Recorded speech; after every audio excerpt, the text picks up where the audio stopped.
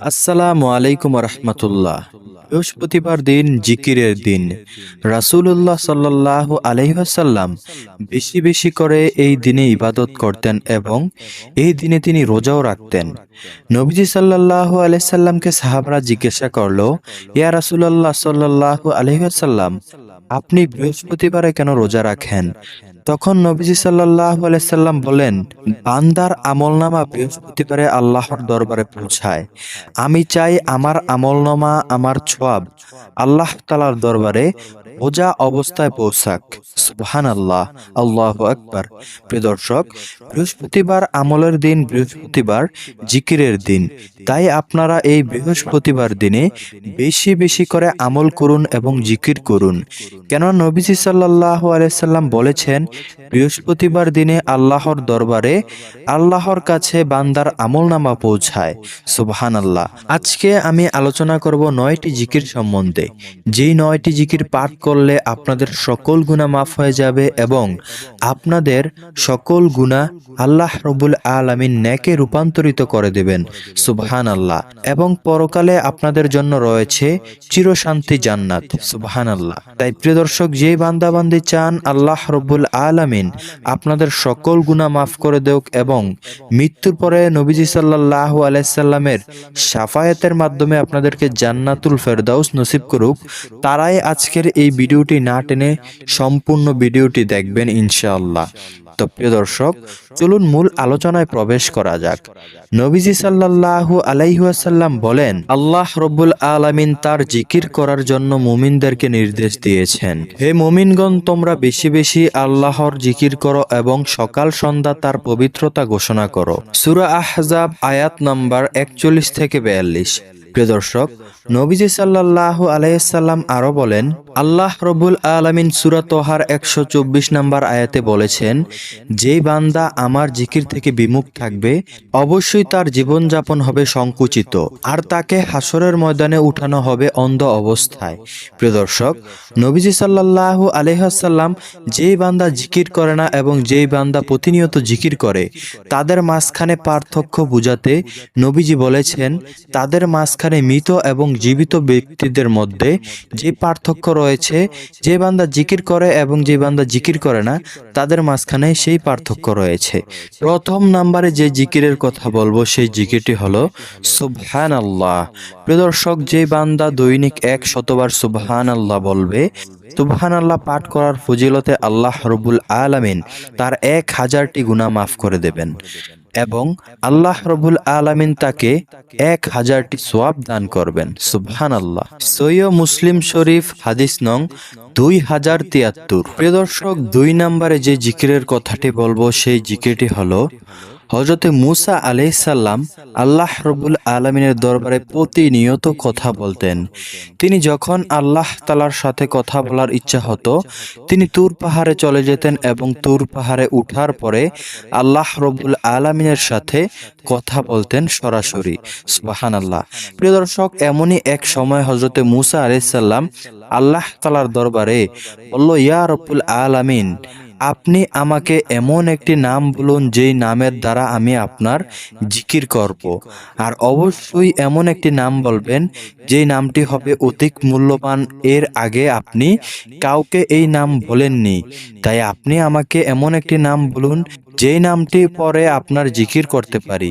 প্রিয় দর্শক, আল্লাহ রব্বুল আলামিন মূসা আলাইহিস সালামকে বললেন, তাহলে তুমি বেশি বেশি করে লা ইলাহা ইল্লাল্লাহ বলে জিকির করো।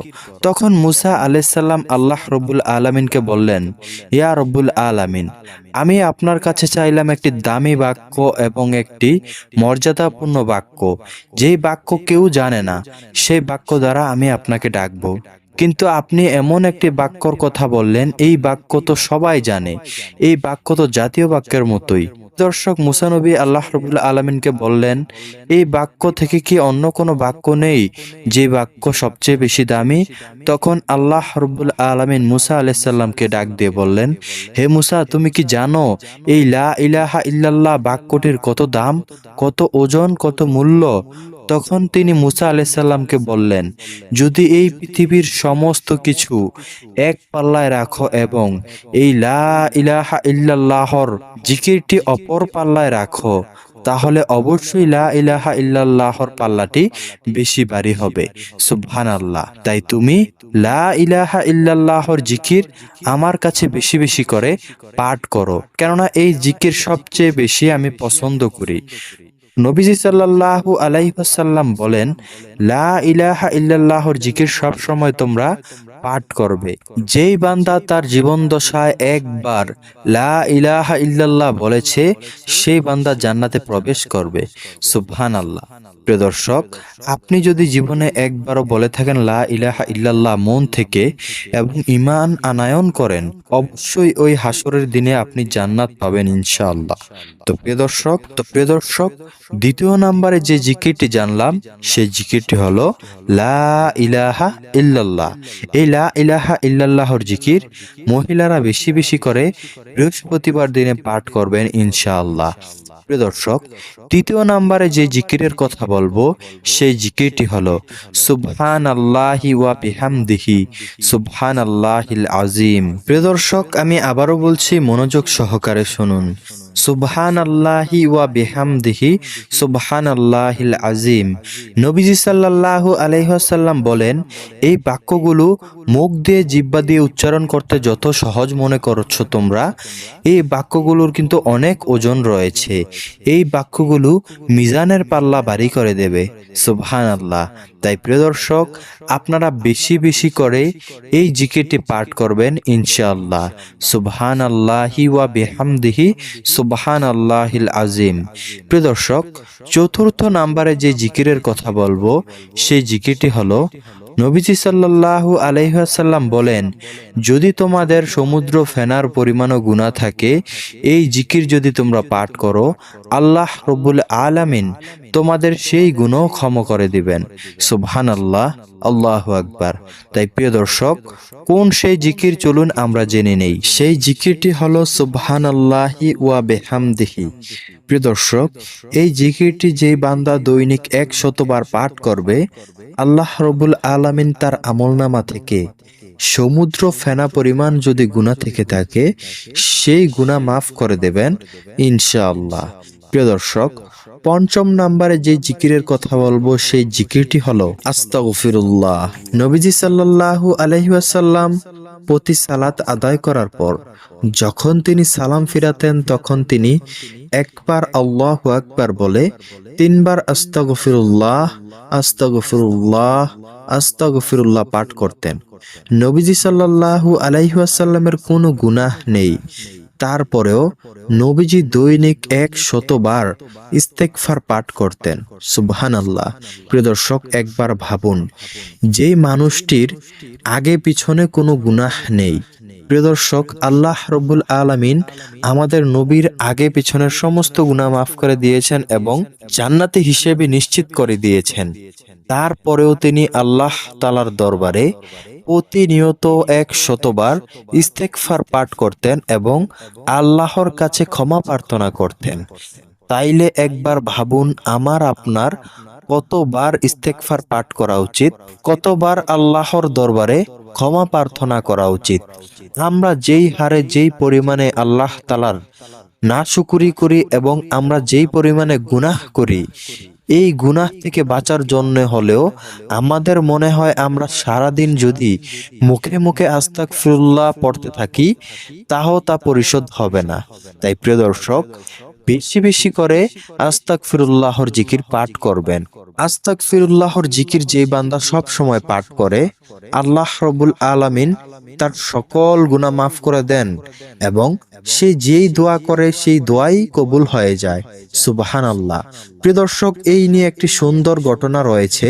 হযরতে আহমদ ইবনে হাম্বল রাহমাতুল্লাহ আলাইহি সারা বছর সারা জীবন হাদিস সংগ্রহ করতে করতে কাটিয়ে দিয়েছেন।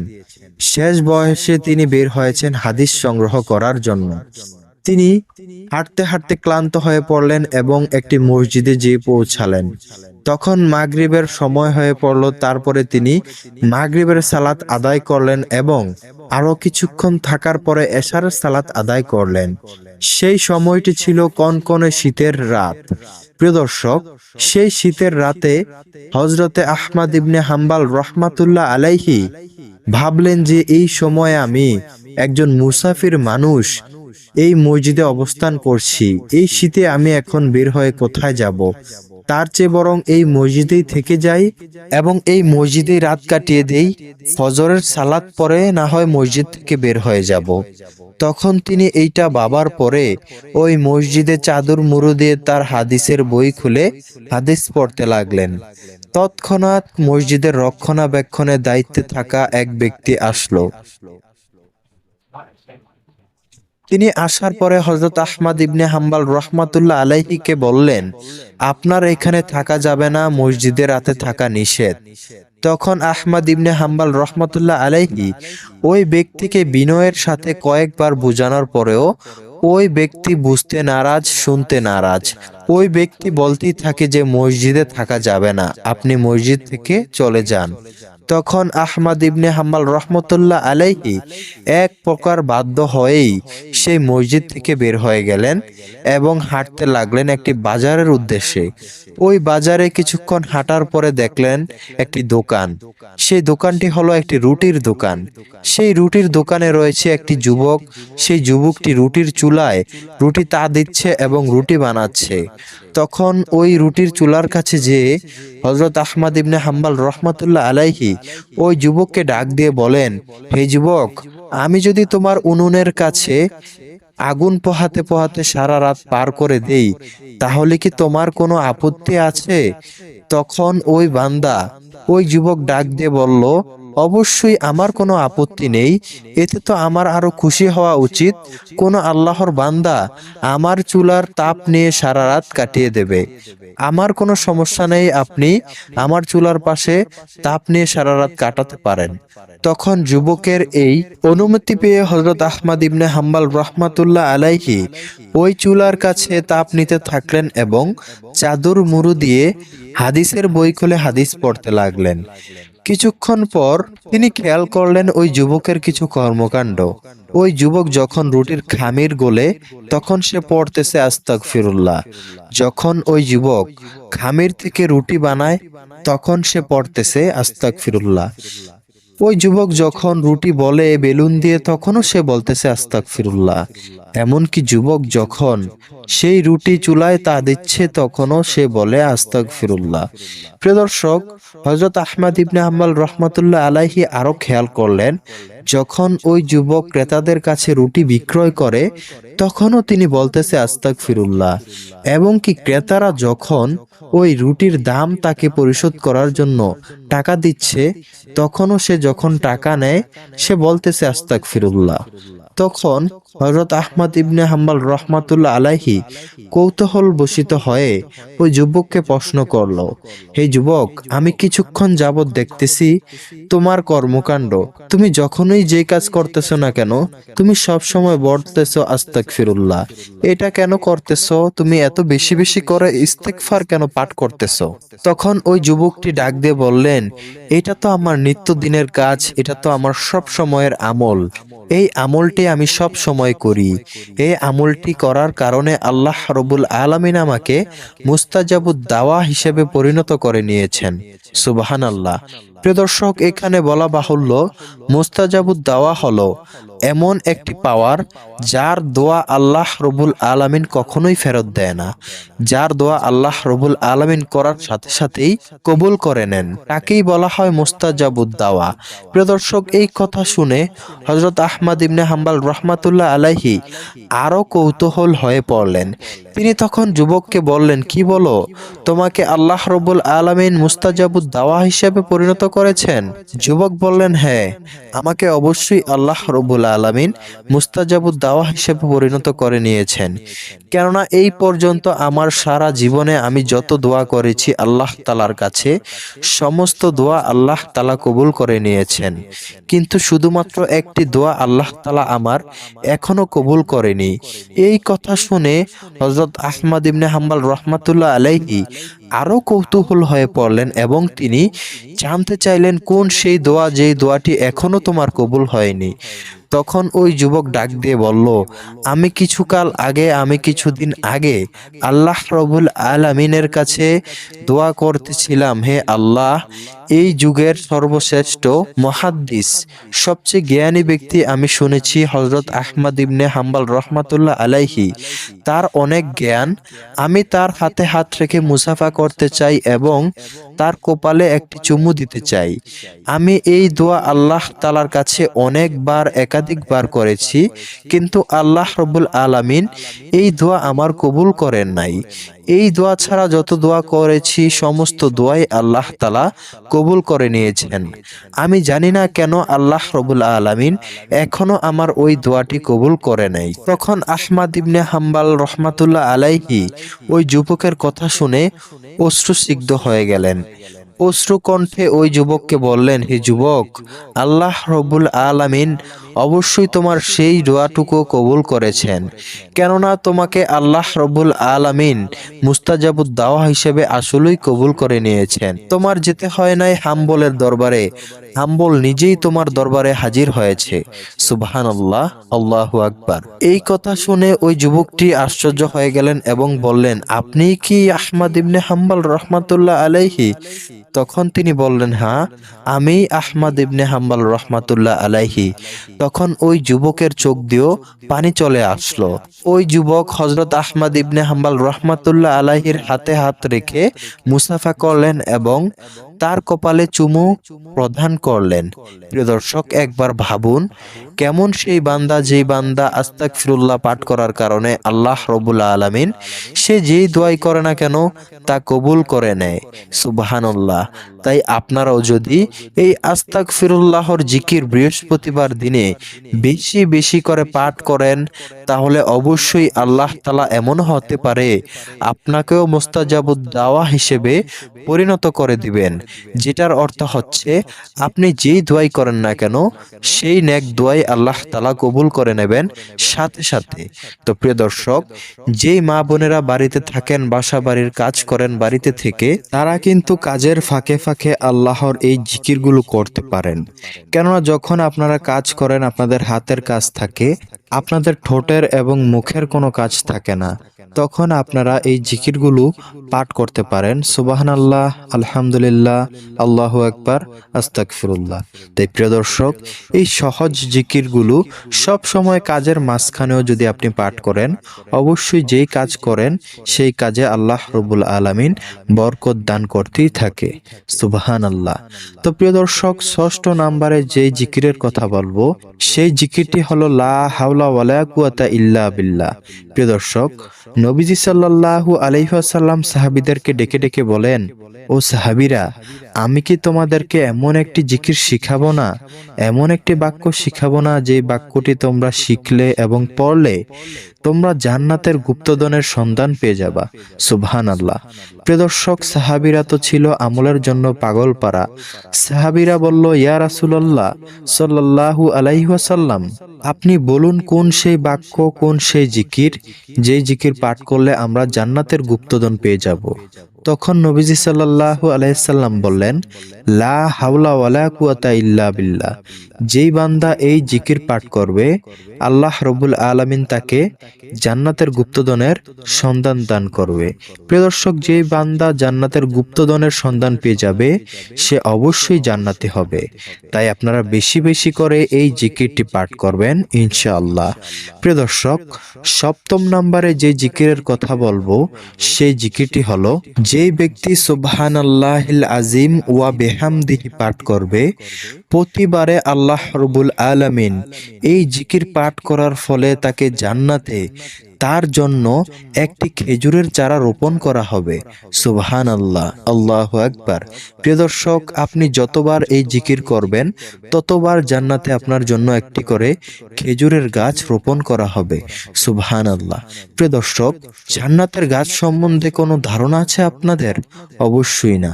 জান্নাতের গাছ এতটাই বড় হবে যে আল্লাহ রব্বুল আলামিন বলেন, ওই জান্নাতের গাছ এতটাই বড় হবে যে ওই জান্নাতের গাছের ছায়া একটি দ্রুতগামী ঘোড়া যদি 70,000 বছর পর্যন্ত ওই ছায়ার বিপরীতে ছুটতে থাকে, তারপরেও ওই ছায়া পার হতে পারবে না। সুবহানাল্লাহ। প্রিয় দর্শক, একবার ভাবুন ওই ছায়া কত বড় এবং ওই গাছটি কত বড়। তাই আপনারা বেশি বেশি করে জান্নাতে গাছ রোপণ করতে হলে বেশি বেশি করে এই জিকিরটি পাঠ করবেন, সুবহানাল্লাহিল আজিম ওয়া বিহামদিহি। প্রিয় দর্শক, 8ম নম্বরে যেই জিকিরের কথা বলবো সেই জিকিরটি হলো ইয়া রাজ্জাক। ইয়া রাজ্জাক অর্থ হচ্ছে রিজিক দাতা। প্রিয় দর্শক, এই জিকির যেই বান্দা সব সময় পাঠ করবে, আল্লাহ রব্বুল আলামিন তার সমস্ত রিজিক, হালাল রিজিক তাকে দান করবেন। সুবহানাল্লাহ। প্রিয় দর্শক, তার আমলনামায় আল্লাহ রব্বুল আলামিন সওয়াব দান করার পাশাপাশি তার আমলনামা হতে গরিব হালতি দূর করে দেবেন। সুবহানাল্লাহ। তাই প্রিয় দর্শক, যেই বান্দা চান আপনার জীবন থেকে গরিব হালত দূর হয়ে যাক এবং আল্লাহ রব্বুল আলামিন আপনার উপর আসমানি রিজিক বর্ষণ করুক, তাহলে আপনি বেশি বেশি করে পাঠ করবেন, বেশি বেশি করে জিকির করবেন, ইয়া রাজ্জাক, ইয়া রাজ্জাক। 9ম নম্বরে যে জিকিরের কথা বলবো সেই জিকিরটি হলো, নবীজি সাল্লাল্লাহু আলাইহি ওয়াসাল্লাম বলেন, যেই বান্দা সকাল এবং বিকাল আমার প্রতি দুরূদ পাঠ করে, আল্লাহ রব্বুল আলামিন তাকে 3টি পুরস্কার দান করেন এবং সেই 3টি পুরস্কার হলো, আল্লাহ রব্বুল আলামিন তার 10টি গুনাহ মাফ করে দেন, 2 নম্বরে হলো তার 10টি রহমত দান করেন, 3 নম্বরে হলো আল্লাহ তাআলার আদালতে ওই বান্দার 10 ধাপ মর্যাদা বৃদ্ধি করে দেন। সুবহানাল্লাহ, আল্লাহু আকবার। তাই প্রিয় দর্শক, সকাল এবং বিকাল 10 বার করে নবীর উপর দুরূদ পাঠ করবেন ইনশাআল্লাহ। নবীজি সাল্লাল্লাহু আলাইহি ওয়াসাল্লামের উপর দুরূদ পাঠ করার উসিলায় আল্লাহ রব্বুল আলামিন আপনার উপর নবীজির শাফায়াত দান করবেন ইনশাআল্লাহ। তো প্রিয় দর্শক, এই ছিল 9টি জিকির, যে 9টি জিকির আপনারা বৃহস্পতিবার দিনে বেশি বেশি করে পালন করবেন। কেননা বৃহস্পতিবার দিনে আপনি যত আমল করবেন সমস্ত আমল আল্লাহ তাআলার দরবারে এই দিনেই আল্লাহ তাআলার দরবারে পৌঁছায়। তাই বৃহস্পতিবার দিনে বেশি বেশি করে আমল করবেন ইনশাআল্লাহ। তো এই ছিল আজকের মতো ভিডিও। এইরকম ভিডিও পেতে চাইলে আমাদের চ্যানেলটি সাবস্ক্রাইব করে আমাদের পাশেই থাকবেন। আল্লাহ হাফেজ।